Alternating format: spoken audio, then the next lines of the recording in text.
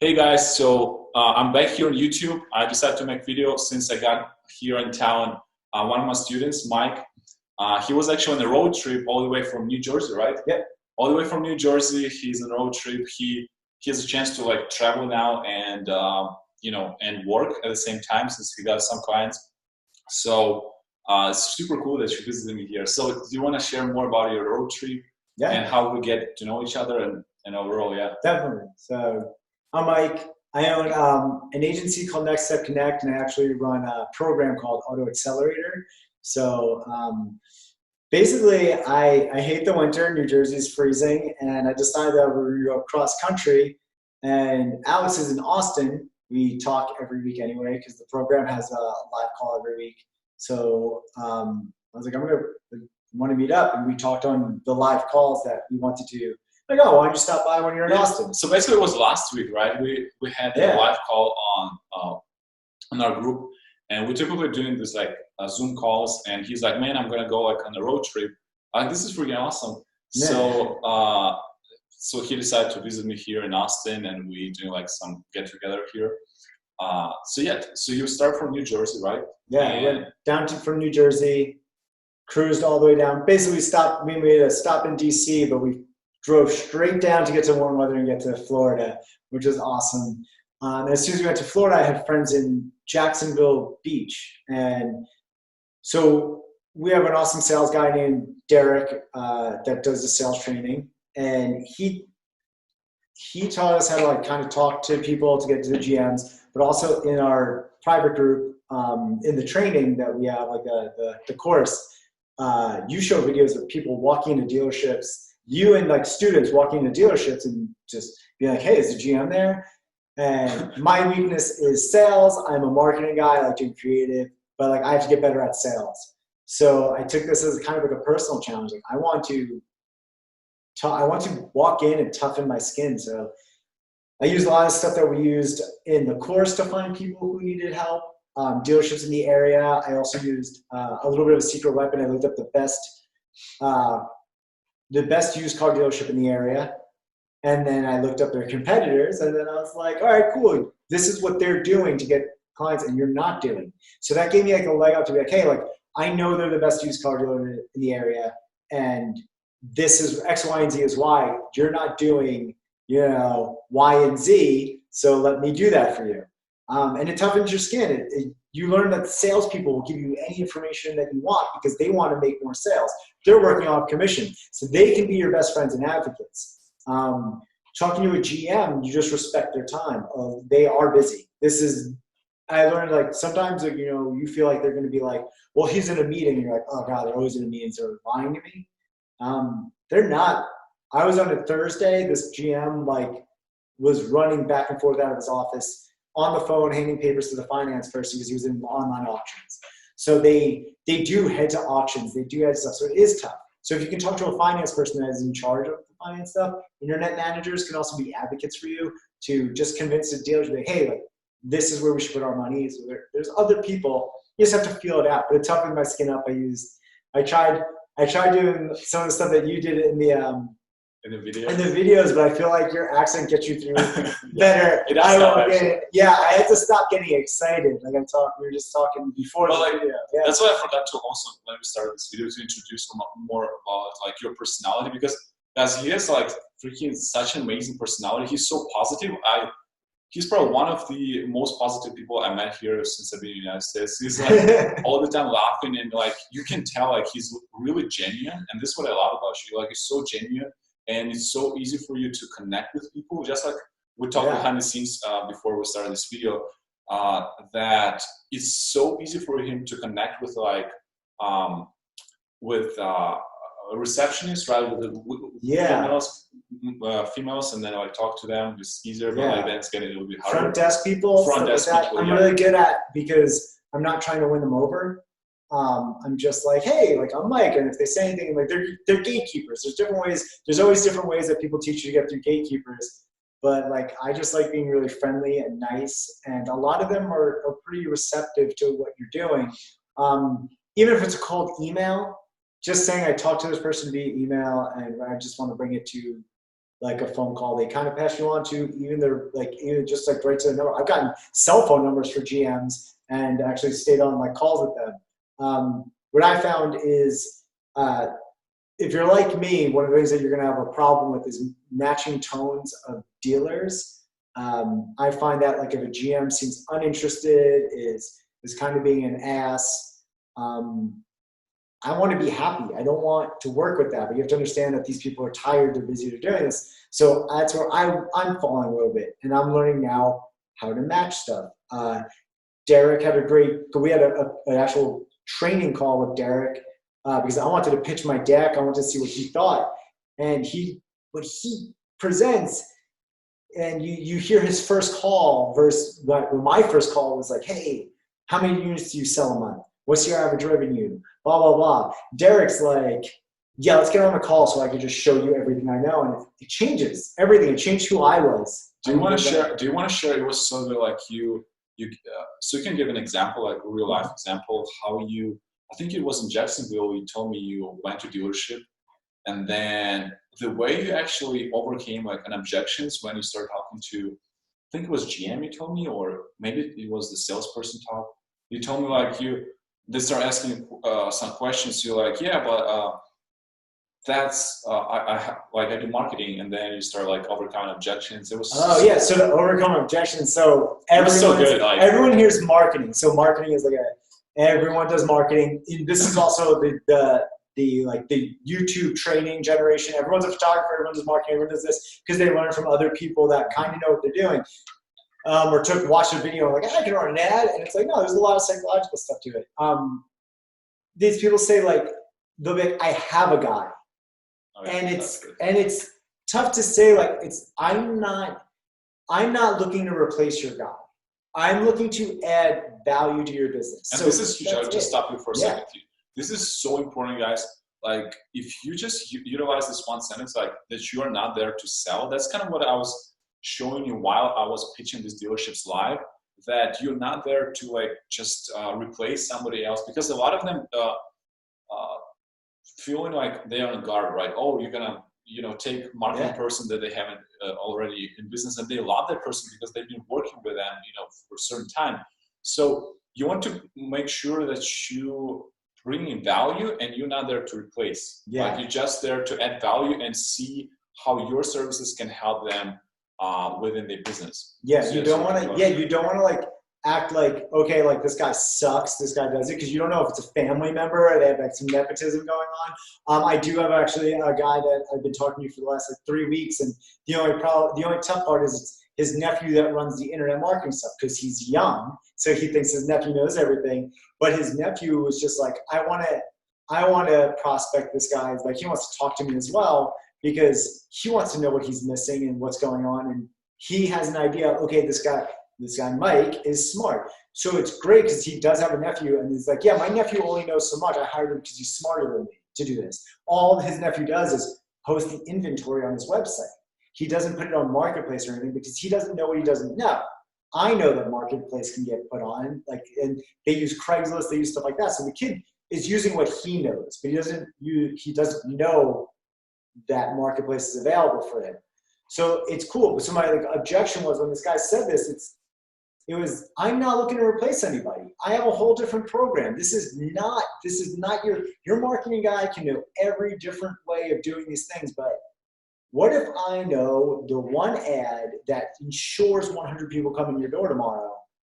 I'm not in that, and it only works tomorrow. I'm that guy. I'm not your internet marketing manager. I'm the guy that's going to get you 100 people in your door tomorrow. So I find that's where you come in, is like, I'm not trying to be your internet marketing team, your manager, anything. I know that there's a way that I can bring in more customers, and that's what I want to do for you. If you don't need more customers, more power to you. Your business is doing that great. If you're happy, that's fine. The guy down the street will take it. That's what's going to happen. But then as soon as they take it, I can't work for you. So that's what happens. And yeah, that's the thing. But most people don't know that you don't have to beg everyone to work with you. Like not everyone is your customer. So you want to know you want to have your own value. So if you know that that dealership, they just like, we're all great, we have marketing team, we're doing great, we don't need more sales, good for them, just move on. So because I see a lot of people reaching out to me, they're like, oh man, like I really want to get that client, and I've tried everything, like just move on. If they are not a good fit for you, just have some value, and because it's easier to close a new unknown lead, like a cold lead, than convert like a lead that which is like, it's kind of controversial. A lot of people like, oh, warm lead is easier to convert. And it's not as warm though, because they've already shut you out. And it's fine if you keep going. Remember also, like, I look at it as like, if you pitch them today, it's not good. Like, it might not be a good fit today. In 6 months, they're going to forget who you are because they talk to 100 vendors all the time. But you can pitch them a different way, talk to them a different way, send them a different email from a different email address, have a virtual assistant or an appointment setter, approach them differently. And that might be more towards them. Like, it's okay to fail on it. There's a million dealerships. Like, the way I look at it, like, we have a private group and there's a bunch of people in it. I don't even know the number off the top of my head, but each of us could have like one dealership in every state, and there's no way we would even have like even a like 25% of the market. There's so many dealerships. There is over 120,000 dealerships in the United States alone. Like 120,000 franchise and independent dealerships in the United States alone. So you think about this: if you just have 1%, like 1% is like 120. It's 12,000. 12,000 or Yeah. or 1,200. My math skills are pretty bad. I can't think off the top of my head. We just had a call before this, and it was like an hour call, so we were a little fried. But let us know in the comment section how much is 1% out. Yeah, it's embarrassing. But anyways, you got the point. There's like a whole bunch of opportunities out there. As long as you just do the work, like follow what is out there. Like, I have a whole bunch of free stuff on my YouTube channel. Like, for some people who wants to take it to the next level, right? There's programs, there's coaching stuff. So just make sure you follow the right people and you actually take action, because I can give you the best training in the world, but if you don't take action, if you don't even watch the content, like, why don't even bother? You know what I mean? I have actually a really good example. There's a used car dealerships in Virginia. The guy owns like 5 used car dealerships, no pixels on any of them. I was like, this guy's amazing. I talked to him once on an intro call, and then he ghosted me. And I called, and I learned this from a very adamant salesperson. I was like, I called from that number, my personal number, another business number. I sent him an email, I added him on Facebook and all this stuff. And I was like, I'm so angry that this guy ghosted me and everything. And then I had a call with another friend that did sales, and he was like, why are you so stressed out? There's going to be another one of him in like 3 towns over. He's like, the guy, he seems like a great client, but if he's the type that's not going to answer you now, who's he going to be when you hire? Is this his game? Like, will he just never reply to you? Like, what happens when you really need something and he decides not to tell you? He's like, take it as an instance. And I was like, okay. And I like stepped back and I just stopped calling him, and I went ahead with other ones. And I immediately, like, my whole week got better. So it was like 3 or 4 days of me freaking out, being like, gotta get this guy. He's such a good client. I can help him so much. And they're like, dude, you can help him, but maybe this is like, maybe he's having a baby. Like, you don't know what's going on in his personal life. He just accepted a call from you. And I was like, I'm going to back off. And I travel the country. I'm already in Austin. I'm from New Jersey. He's in Virginia. I can drive down there on a weekend and meet him one day. So, like, who knows how that works? But it's just, don't stress stuff like that. Like, there's so many dealerships. Like, you can, if someone's mean to you, if someone hangs up the phone on you, don't go after them. I did that, and the guy ended up being so mean to me on the next call. And I was like, why did I even call you back? Like, it just ruins my day. Like, yeah, well, you know what? I'm looking up your competitor across the street. I'm gonna look up the next dealership that's in your same vicinity and be like, no, that guy, there's a reason why that guy's not doing good. This guy's going to do better. Yeah. It's just, don't stress it. It's not you personally. Some people are just you. That's who they are. And one of the things we talked also behind the scenes before this video, that the way he actually started landing clients, you want to put together a prospect list. Like one of the things you do, you told me you got the data of dealerships that don't have a Facebook pixel, which is huge. If they don't have Facebook pixel, and now we're actually moving on to new things right now. We're not only looking on a Facebook pixel, but this is something that I'm going to release actually a few videos here on my channel about events and how we do dynamic ads with inventory catalogs. We're not only looking if they have Facebook pixel. Most of dealerships, if they do have Facebook pixel, they don't have events set up, meaning that you can track specific actions that prospects takes on your client's website. Meaning you can track if they looked on a certain car and if they convert it into leads. So you can do it. So if you have Facebook pixel helper, go open a dealership with Facebook pixel and see if they have look on those three things. Yeah. Look at if they have lead event set up, and look if they have set up view content event. So if they have this set up, click on that. It will open and show you the every single detail about that vehicle. You should pass the data to Facebook, make, model, year, VIN number, all this data. So now you can retarget with this specific vehicle that prospect and convert them into lead. This is something like we started testing a few months back last year, and now it's absolutely one of the best strategies to get leads and high quality leads for dealerships. And this is something that I'm going to release more trainings here on my channel, guys. So stay tuned for that. But this is a great tip. What you did here, you can want to explain, like you put together a list of dealerships. So I found dealerships because I'm actually I'm in Austin, and there's no way for me to I don't want to just go to random dealerships. So what I did was I typed in dealerships near me. I was at a coffee shop, typed in dealerships near me. And then I clicked on each one and I opened up the websites, let them all load. And I went down the list and I was like, okay, this one has a pixel. I'll just exit out. So this is also because I'm going for the lowest hanging fruit. Obviously I can help people with a pixel, but these people who don't have it, they're easier to win. So I would click on them. And then whoever didn't have a pixel, there would be like a list of like 6 of these dealerships. There's so many dealerships that like 6 dealerships was like, I was going to tap it out here.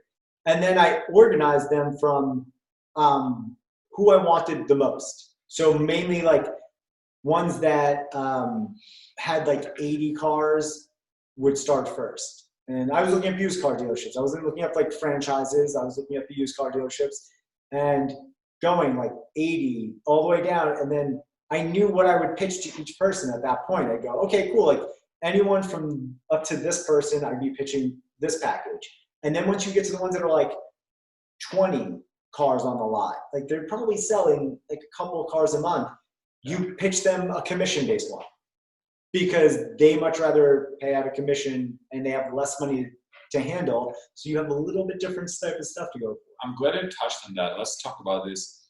Tell me what you learned in the course, like in terms of like, because we have two things we use right now. We have one model is retaining based, and also you can actually close dealerships on commission based using the strategies we teach how to track car sales.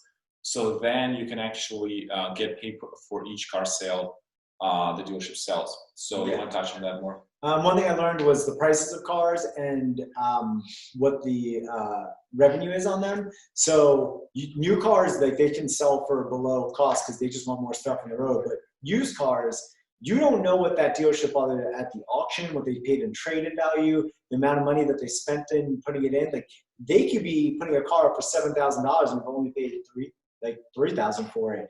So I put up my recent client was a retainer model because they want to test it out and see how it works. And the things that you need are access to their Facebook page and their CRM, so you can track who came into your Facebook ads and who bought a car.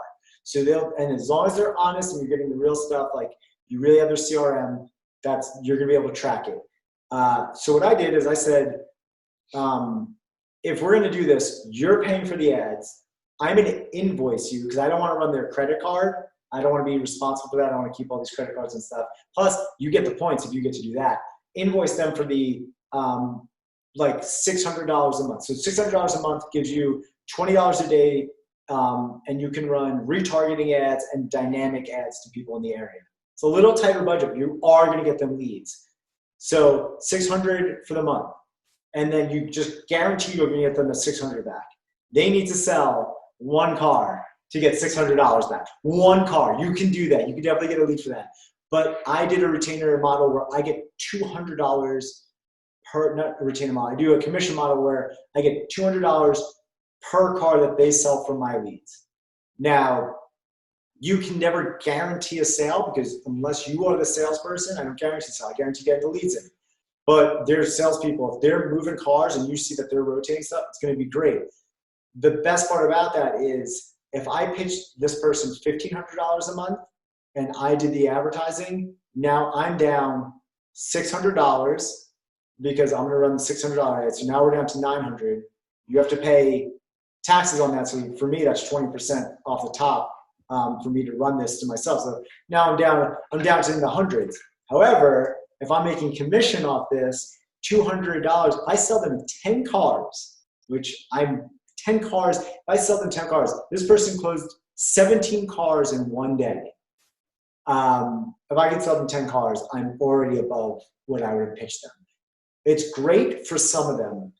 Dealerships that are really willing to be transparent, that you get along with. Do not do this for somebody that you feel weird with.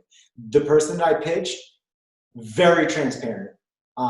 Had 5 minutes on the phone, moved something back to keep talking. We spent on the phone 40 minutes.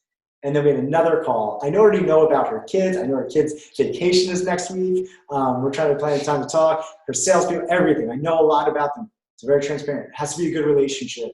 And they have to be willing to move cars. They can't be the type of lazy person or somebody that's like, I got 20 cars on the lot, like whatever, this is a side gig for me. I sell 5 cars for the hell of it because like whatever, I'm doing it as a front. Like I don't know. You want someone that's like, I want to grow, but I want to test this out. It's like, that's what I'd say is a good client. And I'm so extremely happy because like I love the relationship. And look at these people, as soon as you sell it, they're probably gonna be like, I want a package deal. And if I already know that I'm making, $3,000 a month off them, I'm like, all right, cool. Like I'll sell you the package deal for, $3,500. Because I'm gonna make them similar amount. And they're gonna be like, okay, what if I sell them, enough cars? What if I sell enough cars that they're making like $10,000 a month? I don't care, I'm getting paid right. Yeah. Another thing I wanted to touch about is, do you want to share where you were before? Like, I know you told me you were struggling, like picking a niche and you were doing freelancing, and where are you at now? Where that you focus on one niche, you got my program, you start traveling. Do you want to talk more about that? So I run my own agency. I do a white label agency for marketing, but it's all through referral based, and it's all through, I team with other agencies that want to white label my stuff. So the problem is that's not scalable. You don't get a predictable, scalable, or any way to do this. You need to go out and get these things yourselves. So when it comes down to, I want to do dealerships. I was actually worked in the dealership niche doing digital marketing years ago, but I was in a non-compete. So when it came to niche down, I tried to use my experience in the past for different things. Like I worked in the music industry, I worked in the action sports industry, and auto has a very unique niche where you have new, you have used, and there's so many different ways to package things. It was a good niche. And luxury dealerships. Yeah, you have luxury dealerships. So say you get a luxury dealership. This is what was cool. We talked about this. Yeah. If you have a luxury dealership in the same town as a dealership that does like, so say your dealership only focuses on like high-end imports, you can get a regular dealership down the street. Like that's like awesome. You can get a dealership that sells cars for like $7,000 to $10,000 street, and they're not compete. You just make sure whoever you land first understands that like you want to work within that. As long as you're transparent, they're gonna be like, yeah, that's not even. They're not like a real competitor. Like this person sells $70,000 used cars, I sell 10,000. It's fine. But what happened was I was niching down and I was looking for something specific. I actually found Alex through his free Facebook group. Mm-hmm. We talked. I gave him a total hard time to sell me. And he was like, I don't even know if I can train you. You know a lot of stuff, but I don't know the niche. So I ended up in Alex's course, and I learned so much about the inner workings of a dealership. So coming from a digital marketing agency that worked with dealerships like years ago, I never did the sales. I did all the fulfillment and the creative stuff. That's what I like to do. But knowing the insides and out was super cool. Learning, you want to talk to GMs, different types of managers you're able to talk to who has the buying power. It's not just like the GM or the president or something. Sometimes a GM is a GM of 5 different dealerships and he's got to move around all week. But then you get different types of I talked to an internet manager and she's like, I can spend the money any way I want. I just have a budget. And you're like, oh, cool. That's different. Learning who you talk to. Yeah, when it comes down to closing dealerships, specifically if it's a franchise or independent dealerships, you need to know who you need to talk to, because sometimes financial manager have the more power than the owner of a dealership, meaning in terms of choosing who they want to hire and get on board. So it's very important if you want to go after high ticket franchise dealerships that you can close them for 10, 15, 20 grand, or if you want to go after independent dealerships that you can close 2, 3, 4 grand per month. So it all depends if who you will speak to and how you can convert them from a total stranger into a paying customer that will stay with you long term, as long as you're going to provide for them results. Yeah, I think an awesome recap of this whole thing is when you're learning these things, it's better to go to somebody that knows these things and can it's like that 80-20. I cut out 80% of my learning by investing 20% of my time into or I guess 50-50, by investing with somebody that can fast track me and understanding the business. I understood a different end of the business. I don't understand the whole thing. And then niching down, having a program like yours took me to, I know so much more of the inner workings. I know how to price my stuff. I know who to talk to when I have questions. I hit up Alex, who's done this. I hit up our main sales guy right now is Derek. And he hopped on a call. I did my demo. Alex wasn't even able to go on it. And I was like, all right, I'm going to record it on my computer. I'm going to pitch Derek, and Derek's going to give me a hard time. And then Derek pitched me, and I saw, oh man, when I have a question, I try to get stumped in. He knew it. So it's I feel so much more confident in dealerships now. And I feel like I have tougher skin doing this. And this is awesome. I'm glad you said that, because to give a background, we keep it really private. That's why it's not a low ticket program. We keep it really private. So because it's coaching, it takes my time as well as we do Zoom calls. So I really it's kind of one-on-one program as well as the course. So it's all in one thing. And we don't have a ton of people. That's why I'm trying to keep it private. That's why if you guys watched my value video, a training that you can find also, if you didn't watch, under the description under this video, that we're only taking 15 to 20 students per quarter. That's kind of how I keep it. And because it takes a lot of my time, and as you know, I'm day in and day out in this industry. So everything I teach, it's literally everything what we do in my agency. So all the strategies, all the new Facebook ads techniques, YouTube ads, marketing, sales, it's everything what we do right now in my agency. So whenever we have meetups, I'm sharing everything what's going on in the industry. So it's a real mastermind coaching, and as a course, right? Course with coaching, with community. We have private group. We just talked before that, we did a live call. And we have Lucas, who is in Ireland. Yeah, he was freaking killing it. He took one dealership that was selling 5 to 10 cars. He said 0 to 10 cars. 0 to 10 cars a month. Now they sell 5 to 15 cars per week. Yeah, he freaking killing it. And it's with the using the basic type of ads and the stuff that we learned in the course. Because he's never worked in it. This is his first dealership. He went straight from that. Turned one thing on that he learned in the course, and that person's getting it. It's just a matter of knowing a little bit more than what they do. Yeah. So so this is kind of just ran down. I wanted to get here, Mike. I was so happy he visited me here. We're actually planning to do also a mastermind here in Austin, get a mention or like downtown, really nice stuff, and do like a one-day training or something like that. So, so yeah, everyone who's watching this video, let me know if you like it. If you have any feedback, if you have any questions, leave it in the comment section. I'll get back to you. I'm planning to release more videos now on YouTube since I have a little bit more time, because I was really busy with my agency as well as like training students in the program. We're doing calls and training. So I'm going to be more active now. So let me know in the comment section any suggestions for the future videos. If you like this video, make sure to give this video a thumbs up. Also subscribe. Click the subscribe button. Find it somewhere in this video and subscribe to this channel because there's a ton of free content you can watch. And yeah, I'm going to be seeing you in the next videos. So guys, take care. Have a good one. There, guys. Peace.